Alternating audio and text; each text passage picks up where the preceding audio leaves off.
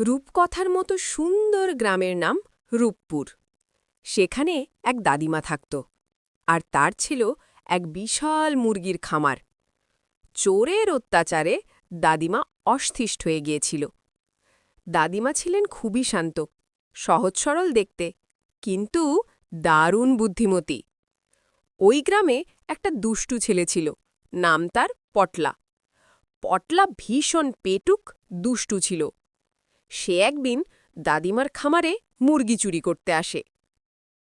উফ, দাদিমার মুরগিগুলো কি মোটাসোটা! একটা যদি ধরা যায়, আজ রাতে জমিয়ে খাওয়া যাবে। পটলা সাবধানে বেড়ার ফাঁক দিয়ে হাত ঢুকিয়ে একটা মুরগি প্রায় ধরে ফেলেছে। ঠিক তখনই দাদিমার লাথি ঠুকঠুক করতে করতে সেখানে আসেন। কিরে পটলা, কি করছিস বাবা? এত মনোযোগ দিয়ে কি দেখছিস? দাদিমা, আরে আমি আমি তো দেখছি আপনার খামারের বেড়াটা ঠিক আছে কিনা। ভাবলাম যদি কোনো ইঁদুর ঢুকে যায়। ও, তুই এত ভালো ছেলে! চল ভেতরে আয়, আমি তোকে একটা দারুণ জিনিস দেখাবো। একটা নতুন মুরগি ডিম দিচ্ছে, সেটার রংটা সোনার মতো। সোনার মতো ডিম? সত্যি দাদিমা? হ্যাঁ বাবা, তবে ডিমটা সে রোজ দুপুরে ঠিক 12টার সময় দেয়। আজ তো 11টা বাজে। তুই যদি বসে থাকিস তাহলে নিজের চোখেই দেখতে পাবি। আমি দেখব দেখব।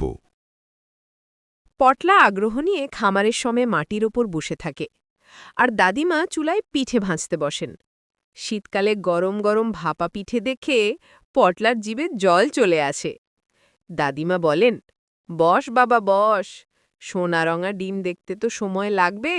নে, ততক্ষণ এই গরম পিঠেগুলো খা, আমার নতুন রেসিপি।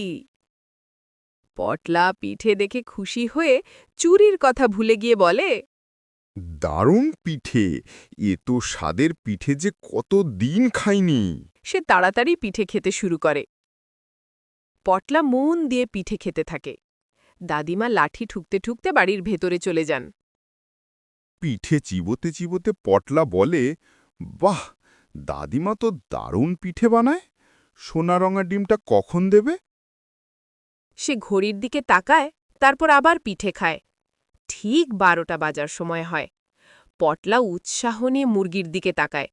মুরগিগুলো শুধু কুঙ্কর কুঙ্কর করে, কোনো ডিম দেয় না। কই, ডিম কই? সোনালি ডিম? দাদিমা, ও দাদিমা, ডিম দিল না তো? এবার দাদিমা একটা বালতি কুড়াল হাতে ফিরে আসেন। তারপর বলেন, ও বাবা, ডিমটা দেয়নি বোঝে। আজ বোধহয় মুরগিটার মন খারাপ। জানিস তো, মন খারাপ থাকলে সোনারঙা ডিম দিতে পারে না। তাহলে আমার সোনারঙা ডিম দেখা হলো না? না বাবা, দেখা হলো না। তবে তোর তো পিঠে খাওয়া হলো, তাই না? এবার চল তো, আমার একটা ছোট্ট কাজ করে দিবি। কি কাজ দাদিমা? আমার গাছের ডালগুলো অনেক দিন ধরে পড়ে আছে। তুই তো বেড়া ঠিক করতে এসেছিলি, তাই না? চল তাহলে, একটু কাঠগুলো রান্নার জন্য ছোট করে দে। আমি বুড়ো মানুষ, এগুলো করতে পারি না রে ভাই। পটলা হতভম্ব হয়ে যায় আর মুখটা কালো হয়ে যায়। তারপর ফিসফিস করে বলে, কাঠগুড়ি করতে হবে? হায় হায়, আমি তো চুরি করতে এসে এখন মজুর হয়ে গেলাম। চল বাবা, লক্ষ্মী ছেলে, যত দ্রুত কাজ শেষ করবি তত তাড়াতাড়ি বাড়ি যেতে পারবি। আর দেখিস, পরের দিন হয়তো সোনারঙা ডিমটা সত্যিই পাবি। পটলা হতাশ হয়ে ঝাড়ু হাতে কাঠগুলো গুঁড়ি করতে থাকে, আর দাদিমা পাশে দাঁড়িয়ে মনে মনে হাসতে থাকে। তাহলে ছোট্ট বন্ধুরা, এই গল্প থেকে কি বুঝলে তোমরা? লোভ করা ভালো না, আর কেউ অন্যায় করলে দাদিমার মতো বুদ্ধি দিয়ে তাকে শায়েস্তা করা যায়।